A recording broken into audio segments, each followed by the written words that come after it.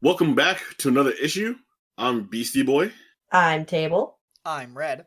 It is I, Shino Brando.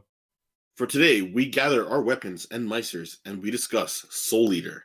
So, just as a little foreground before we start our initial talk about our characters and what we like about the series, a little bit of background information. The manga was published by Square Enix and started its regular serialization on May 12th, 2004. It ended August 12th, 2013.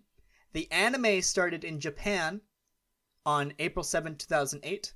It's released by Aniplex and Funimation here in the West. We love things that actually make sense in terms of who's releasing what where, because no one can possibly release it everywhere. I was going to just mention real quick, the author, the manga was being able to be published by Square Enix was that he won a competition with his first original manga, which was called Beachy. So when you see some of the characters from that manga was pulled from that too. Beichi, yeah. Yeah, Beachy, yeah.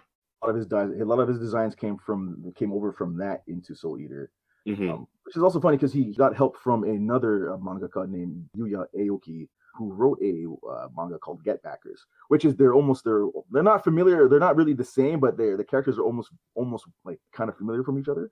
So if you haven't really seen that, look it up and check out Get Backers. It's pretty good, short but good. I mean, I have not read the manga, but my understanding is it's very, very different from the anime. If any of you guys have picked that thing up. Only from what I've seen, because I've seen only one manga. I found one book at a local library around here. It was far after where the anime kind of ends, per se. Like from what I've seen and what I've been told, like the anime deviates from I think episode 33. From 33 on, it's completely different. Like I think like the last six episodes are a complete different ending, and the manga like when I was I guess just in flux at the moment. I think they were like on break, so they didn't have an ending just yet. So yeah, they just kind of ended it early instead of just putting the anime on pause.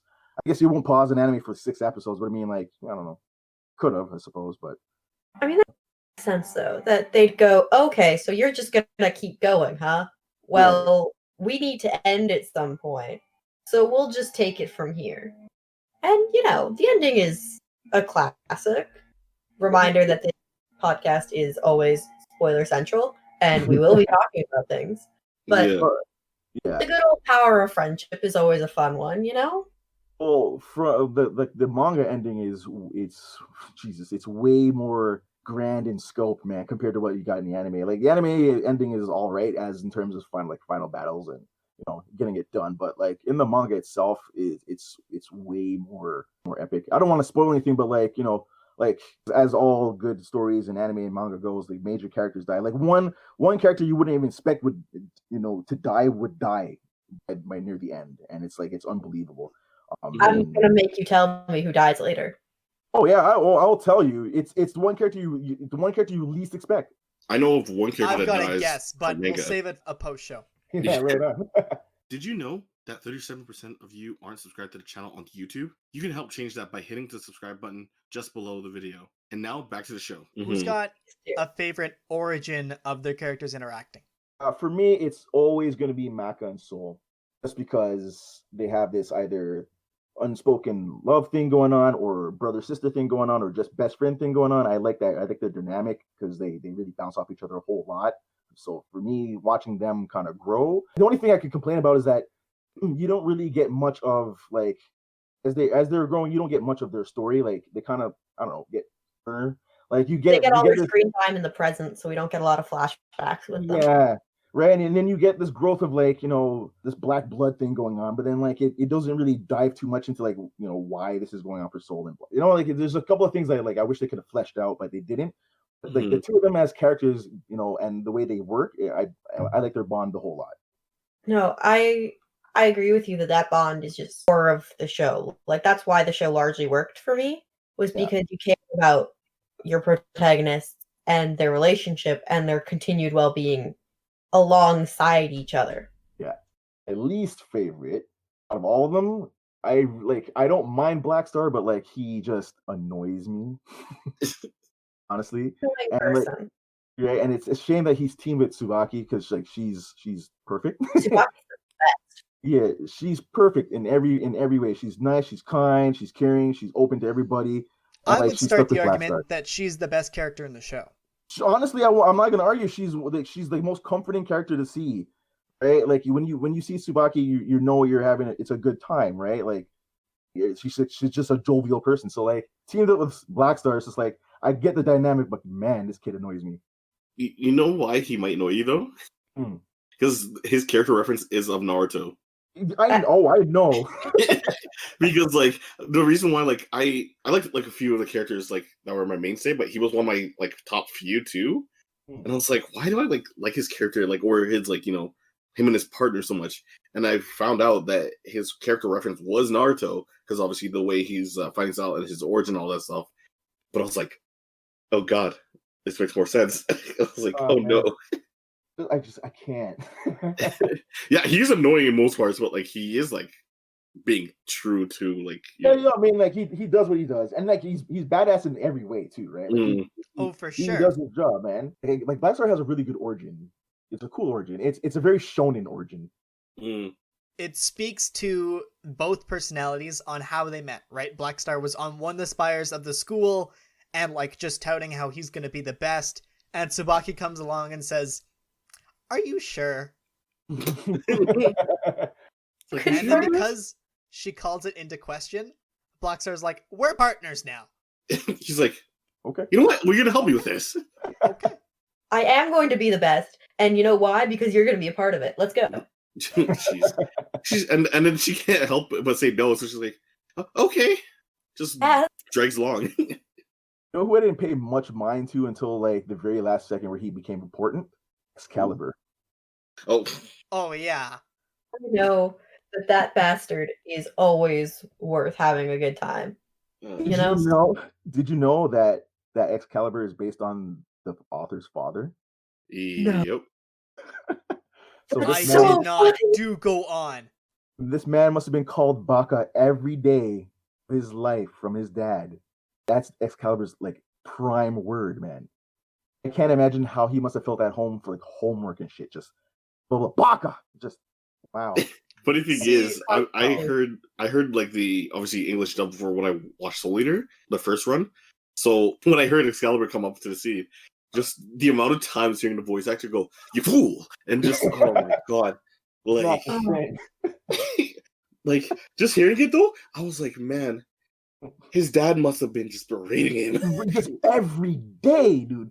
So in Japanese, because Baka is like it means a lot. It's like the word you never should say, the F word you never should say, according to South Park. Or idiot. It's very fluid, exactly what it means. So it also translates to fool, and it translates to bastard, and it translates to shithead, and like every other word you could think of. Multi-purpose insult. Does it mean something really bad? Probably. You gotta be like contextually aware. Just know that when you're called that, it's not for good reason. While we're kind of on the topic of Japanese translations, does anybody want to know why they dial 4242 564? I do know this. I do. Tell us anyway. So 42, you can put both the syllables together in Japanese and it becomes shini. So it's shini, and then 564, you put those syllables together, you get goroshi, and it means death, murder. That's really funny. Mm-hmm. It's good stuff. I would like to dial murder. Hi, just let me write murder. the word murder, like, but in backspeak. Like, Red rum? Let alone that too with that number. Like for when Death the Kid is like essentially like calling on his dad, basically these hand signals or hand symbols that he does to call his dad is sign language for I love you. I love you. So it's ironic to the character, but yeah, he's basically saying he's calling his dad saying I love you. That's so cute. I mean, he loves his dad, so I mean, sure, it works. Yeah, unlike Maka and her father, they actually care for each other. Oh fuck! Wait, but Death the Kid is wonderful. Okay? Listen, man. Okay, Mr. Albarn is a piece of shit.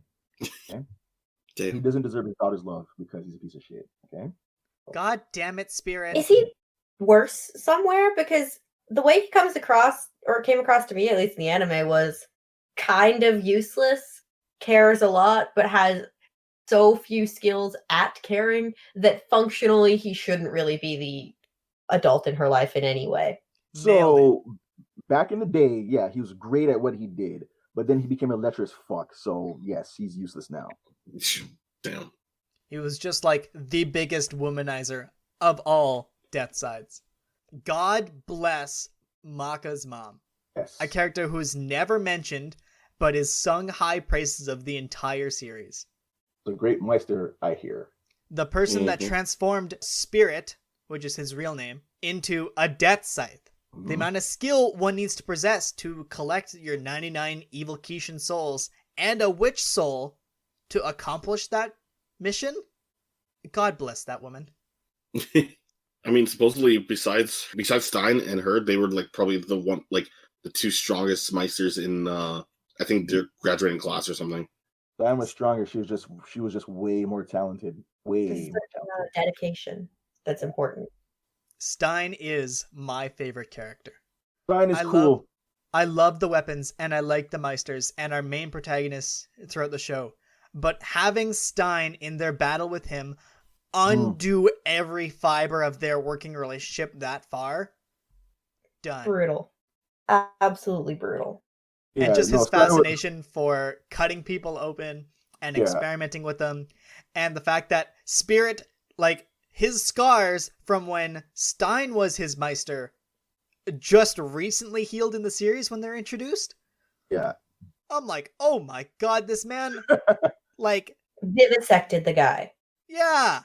Yeah, Stein's no joke, man. And then to watch this man, like, twirl Death Sight, Spirit, Maka's dad. Yeah. When they're versing the Snake Witch for the first time.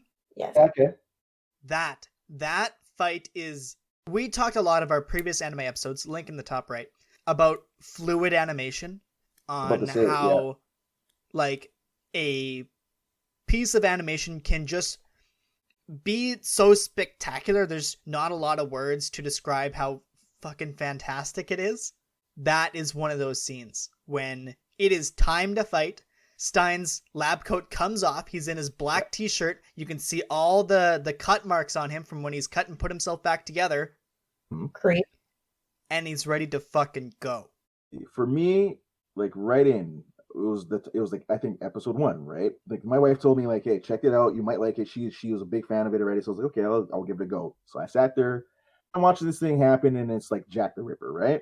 And so I'm like, okay, let me see how the show looks when we're about to battle or something, right? And then the battle begins with Maka and Soul versus Jack the Ripper, and I'm like, fuck, I'm already sold.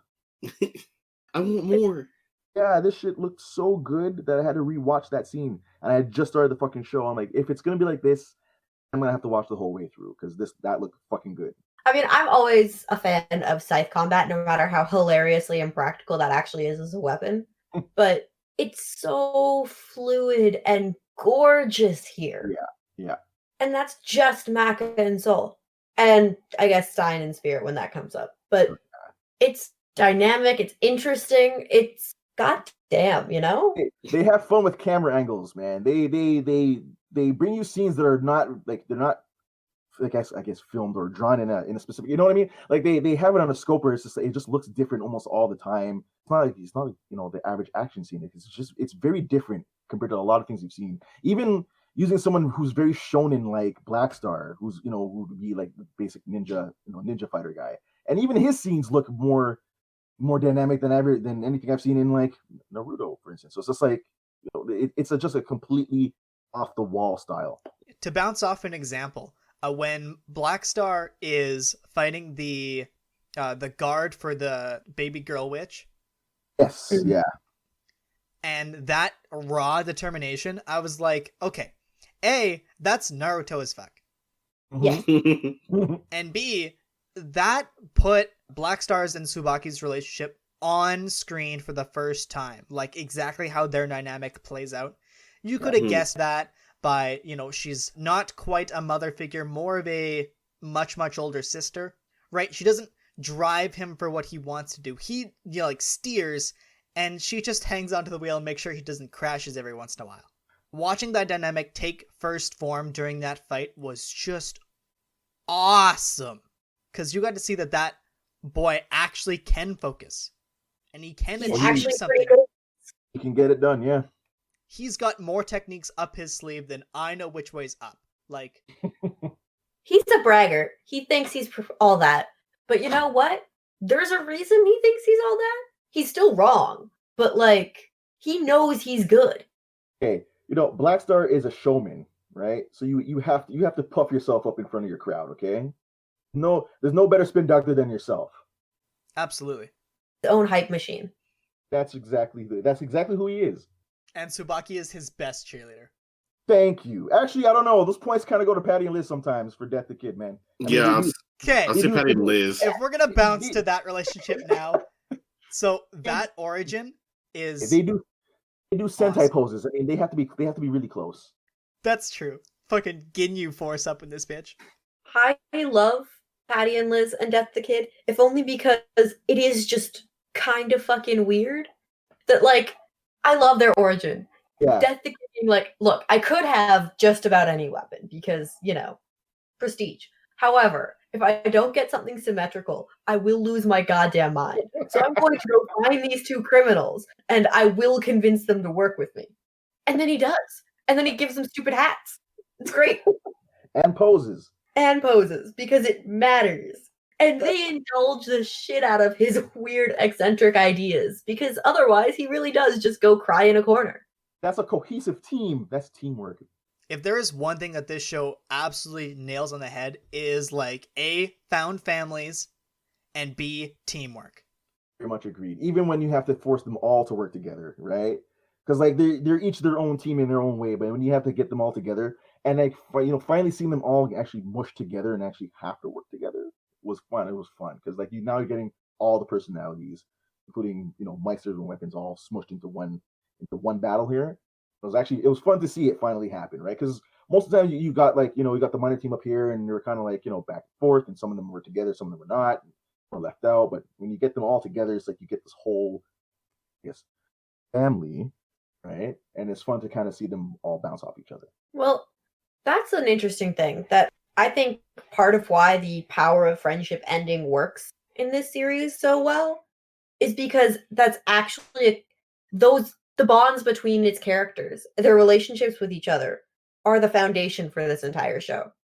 Like, this entire show is based upon the fact that these people care about each other, that they work together, that everything is cooperative. And when they don't cooperate, or they're not on the same page, or same wavelength, things fall apart. The joke there, if for those who haven't watched the show, is there's a whole thing about soul resonance and getting on the same wavelength between Meister and Weapon to basically triple down on your power. It causes a pretty cool weapon transformation where Soul goes from normal scythe to giant crescent scythe of go fuck yourself. Correct. Jeez. Accurate description. I thought so. I can't remember the actual name of that move. Witch Hunter. There we go. But it's because friendship matters to the characters, it matters to us, and it becomes a viable tactic for ending all of the shenanigans. Okay. I do want to address one thing. Yeah, go ahead. Because as it goes for main protagonists, right? I've seen a lot of complaints about Maka. And the one thing I see a whole lot of is her being a Mary Sue, which I don't agree with because, like, at the beginning of the fucking thing, it literally tells you that her and Soul have been at this for quite some time. So, like, yes, she's gonna be pretty skilled and she'll be pretty strong. So I don't see how it's a Mary Sue kind of character. That kind of just like, I don't get it. That full on grinds my gears. Yeah, I don't Because understand. they've been at this for a while. They show when Maka and Soul met, and then how much time they spent together since then. I mean, they've just And done they're in an 99 academy battles. to teach them more about the thing they're already doing. Like literally, they at the beginning it tells you that it's their 99th. So that means it's 99 battles in. I mean, At they have least. experience, right? So I just never understood that complaint. I'm like, I don't get that. a reminder that a Mary Sue is a character who has abilities and talents and whatever for no reason other than because the author thinks it's neat. That is not the case here. Maka's skill serves her, and also sometimes she's not good enough for stuff. But let alone too, she's like a pretty much a badass. So I don't know why people would be making her Mary Sue. Yeah, I don't know. She's a qualified badass. Exactly. Right. And if that's gonna be the complaint about her, then fuck all the children of My Hero Academia are fucking Mary Sue's. Period. Damn. Fight me in the comments. Watch My Hero fandom just jump. What do you mean? Fight me in the comments. I dare you. Only person who's not a Mary Sue is fucking Deku. I mean, And that's because he obligatorily breaks his bones every few episodes. Yeah. okay, well, yeah, I guess. Hey, link to our The My only Hero reason why episode up is the top. because We've talked to Mary Sue character before, and in one of our videos, go find it, you can find an allusion to a Mary Sue. But no characters in this fucking show are Mary Sues.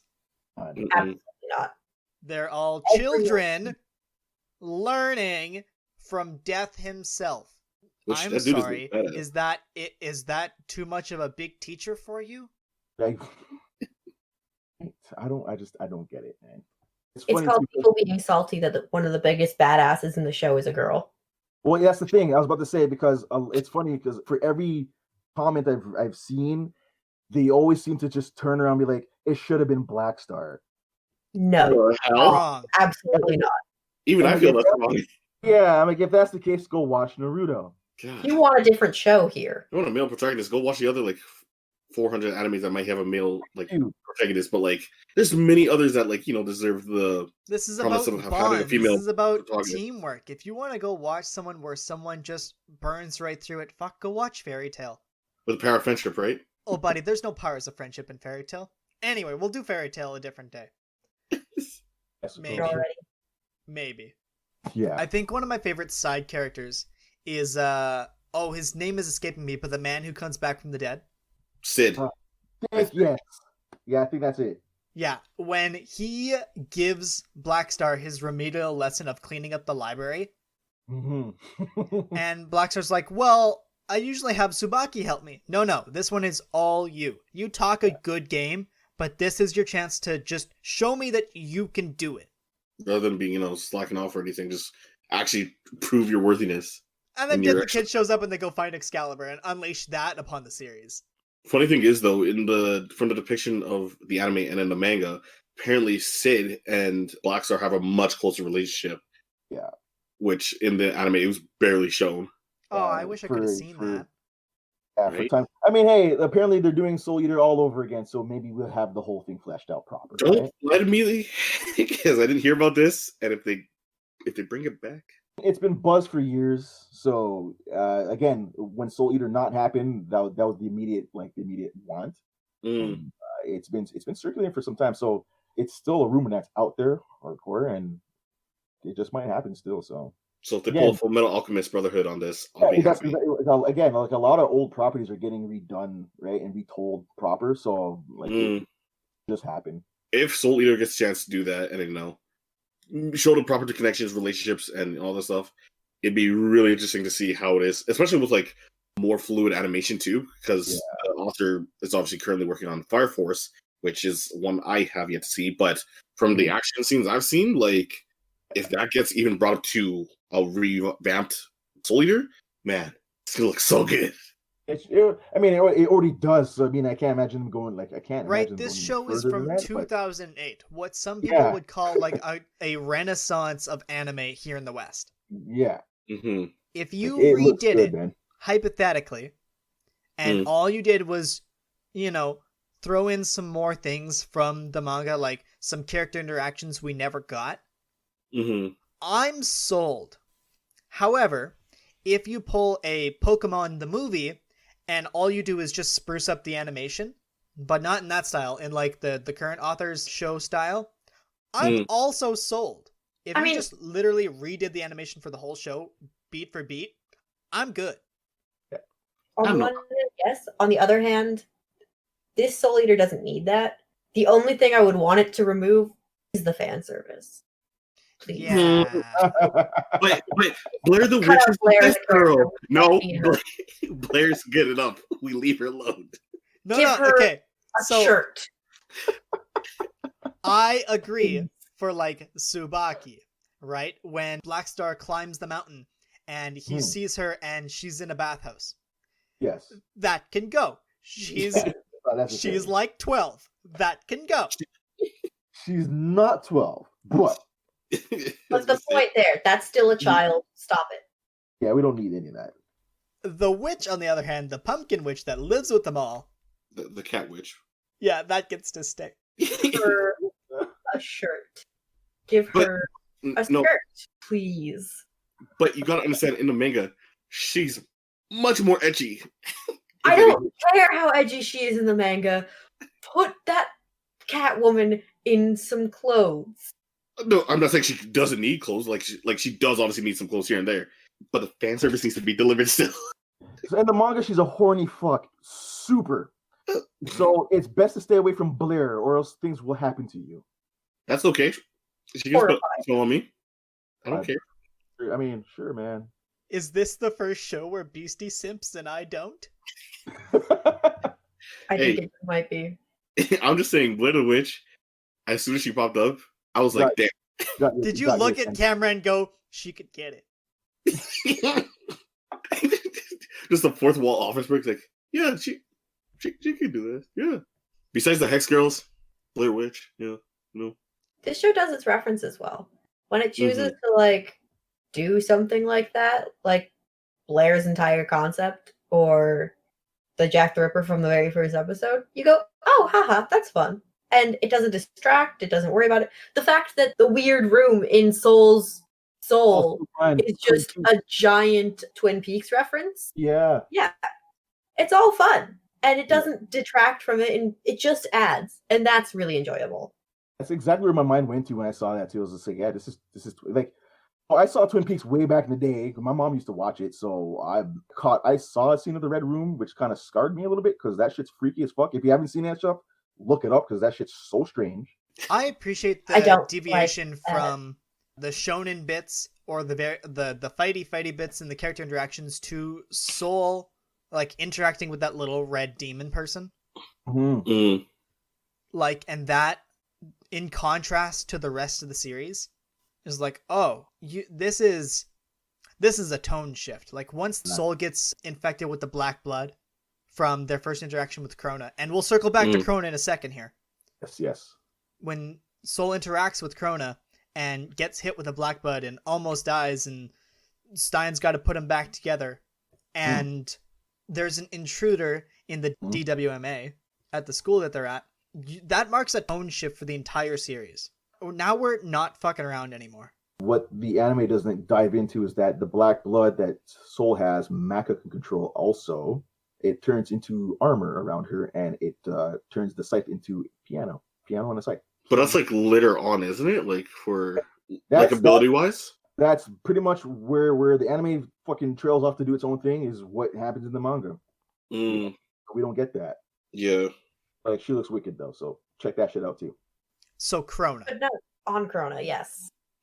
Fascinating concept. The dynamic switch between a Meister and their weapon, in that normally it's fairly equivalent, if not a little skewed towards the Meister. This was very heavy skewed towards, can you even call what was basically just like a Venom knockoff a weapon? Yeah, he's a weapon. Yeah. They do announce when Maka first interacts with Krona and the Venom knockoff, she says that both souls are standing right in front of them. So they are both one entity and two. Do we have favorite episodes? Honestly, it's one of the two, but like the one I'm thinking of right now is the episode with Death, like the headmeister, like coming out for the end battle and just like showing off his like actual skills. And man, just seeing him like go like full force, it's like think of it as like as you will, like an All Might situation. Like he's like showing, like he comes up in this big guy form, and he's like unleashing his power to help fight. And I was like, man, this is so badass, rather than you being a comedic, like, you know, jokester the whole time. And it was just so unique to see him like fight off. And oh man, it was like really unique to see that happen with his character, rather than seeing him as always the jokester of like the headmaster that he is. Boy, do I got some news for you. I'll tell you later. Okay, Ominous, but okay. it's very. It's all relates to what I brought up before. We'll talk after this. I think I know what you were talking about, but I'll leave it for later. Yeah. This isn't actually my favorite episode, but all I can think about right now is the Death the Kid episode, where he is incapable of murdering that mummy at first because the sarcophagus is just too symmetrical, too beautiful. He can't bring himself to do it. And then it opens up and suddenly the mummy inside is not symmetrical. And he's like, oh, thank God. And he can actually act. But then he's only got one of the sisters and he can't fight it anyway because he isn't symmetrical. I know. But it's the character driving there. Like, it's just a wonderful piece of work where you kind of go, oh, this is like debilitating. He cannot do things. It's quite good. On that same note, there is an episode where they're taking a test, the Death Meister and Weapon test. I can't remember its real name, but nonetheless. And Death the Kid spends the entire time writing his name absolutely perfect. And then just as he goes to erase one of his mistakes, he rips the top of his paper, and I'm like, I've never seen a man this sad. The man has OCD, and he can't help it. It's heartbreaking, but it constantly comes into play. And sure, sometimes it's played a little bit as a joke, but it's actually treated quite seriously other times. And I just think that's pretty neat. Shino, your favorite episode? I don't have a favorite, to be honest with you. I do have a lot of favorite scenes, though. Right? You fool! No, I'm joking. I always love when he's on screen. He's hilarious. I just like seeing things happen. Like when Chrono goes off, and they're in mid battle. That shit looks crazy, right? Again, Black Star's battles always look good. Maka and Soul when they fight, everything. I like key scenes that just pop off the screen. Again, that show just looks beautiful to watch. It's one of those things I'm holding up there with like My Hero, man. Okay, fair. And to round it all back, mine's kind of two parts because they are the same remedial lesson that they all have to take. Is when they go investigate the death of Sid and he comes out of the ground and fights them with a tombstone. Oh, yeah. Absolutely beautiful. And then they chain that guy up, they haul him to Dr. Frankenstein's lab, and then they gotta fight him. Yeah. And he just mentally assesses them all in an instant. When that man opens his mouth after he spins himself out of his chair and just breaks down all the souls, how they interact, and just every character interaction to just lay it out for us, I'm like, oh, okay, yeah. I'm invested. Man's got a big gear in his head and uses it to focus. Yeah. Also, the other reason why I love Maka so much is that even in Final Battle, when she's out of options, she decides to fucking punch the shit out of Ashura. That's how badass this girl is. Okay. She pulled a Naruto. Just, you know what? This is gonna work. And just all out of options, fucking punch the shit out of them. Who cares? Yep. In a later episode we will be doing, there will be a link to it on screen. There is a protagonist of an entire series I'll be talking about whose entire shtick is going to punch the big bad digital thing. Oh, I know where this is going. We'll leave that clue in for the audience. But do we have, besides the gratuitous fan service, is there anything we don't like about this series? I would honestly just say how the anime ended, honestly, is just as the general cliffhanger for some of these, with the arc as it was, right? Because we obviously know for manga it goes much, much more deeper into what continues on or happens, but it's kind of hard to call, right? Because if you didn't know that it had a different manga ending, you'd be satisfied. Before I knew, I was satisfied with it. Mm-hmm. And the show overall, I'm in agreement. I learned here live with you guys.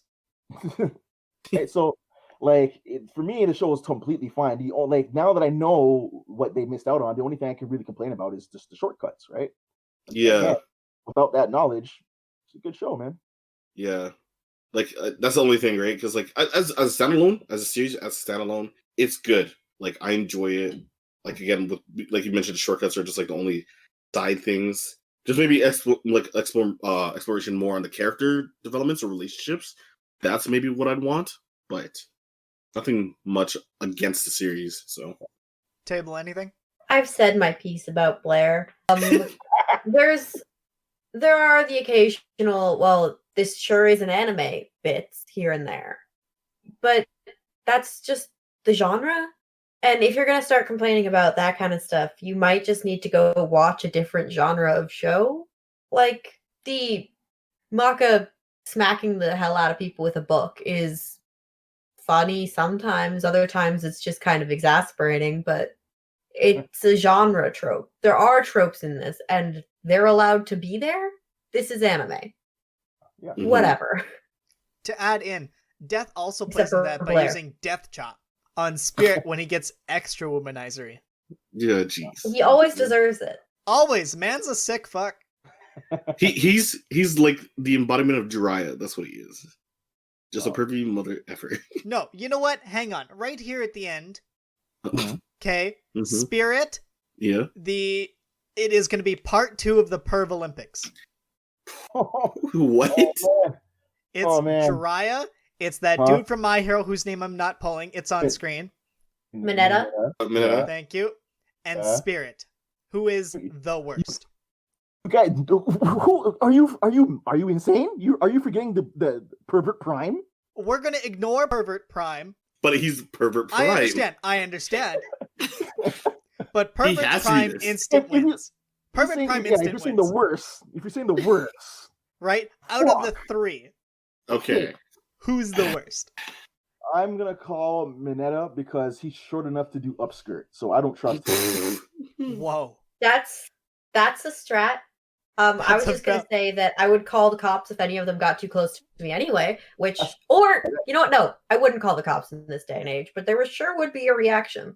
You should I mean- call someone for some type of security to back you up because you don't want any of them near you, and that's correct. Correct. I mean, technically, in these 3 different worlds, you have either abilities or you don't. So if you had abilities, you could do something against these 3.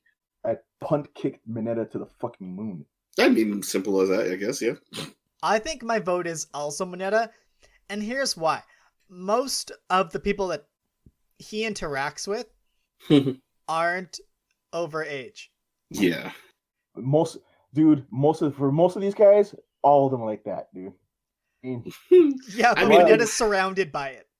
yeah, I'm right. Jiraiya's about least- to touch his own fucking student, man. Like shit's real here. Yeah. Point taken. Noted. I mean, Dry, like, almost doesn't hold no bars, bro. and the prime one literally kidnapped one and held one, and she cooked him dinner. Okay, Jiraiya, because he's attracted to Naruto's sexy form. Yes. With Mineta, at least he's in his age group, so he should be kind of like A leeway? a little bit kind of like interested in girls, but like he's a little too over the top. He's, Like, he's a little bit too Like- young. It's Yeah. awful that we have to witness his interest to underage girls, but he's also underage, so like, I mean, you it know. works. And old overage, too. We forget the teachers and all those. Yeah, I mean, but that's a lot of children growing up, right? I know. And that But shit, then it makes it worse. but yes, I know. But I mean, between them, I mean, look, Spirit cheated on his wife. He's just a womanizer, and he's accepted that, and he lives with the sin and punishment. So like, Yeah. I write him off because he recognizes an asshole. He has to live with it. So Spirit's off that list for me. So you're looking at Jiraiya and Mineta, right? And Mineta is in his age gap, and he's doing what a teenage boy would do. So like, he's kind of off the list too. Jiraiya, though, man, we have to talk. Jiraiya knows better, but he doesn't do better. We have to talk, Jiraiya. That's serious. If memory serves me right, Jiraiya uses his own sexy form jutsu and goes to a bathhouse. Jiraiya, you're up there with the Roshi, man. You're pretty fucking close, bro. Yeah, that's Pervert Prime for those Yeah. wondering. And on that podium, he's holding that second place silver trophy for sure. Damn. Awful. Yeah, it would have to be Jiraiya. Jiraiya. Like, he knows better, but he doesn't do better. He doesn't do better. We'll have a link on screen to our Pervert Prime, our Pervert Olympics Part 1. And who knows, as oh we my continue gosh. doing these shows, maybe we'll have more introductions into the Pervert Hall of Fame. Oh my You want god. to see my competition, Goku? I don't know, Master Roshi. And on that note, Beastie. Free us from this hell. Well, I guess that brings our soul to harmonization, and that brings us to our socials, which is our Twitter at Crusade Nerd.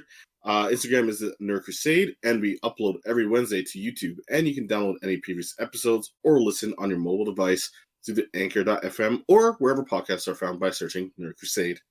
That's to be continued. Thanks for tuning in. If you like this video, go ahead and button mash a thumbs up. If you want to swing by when we have a new video, web up the sub button. Oh, and while you're at it, hit the bell to be notified by.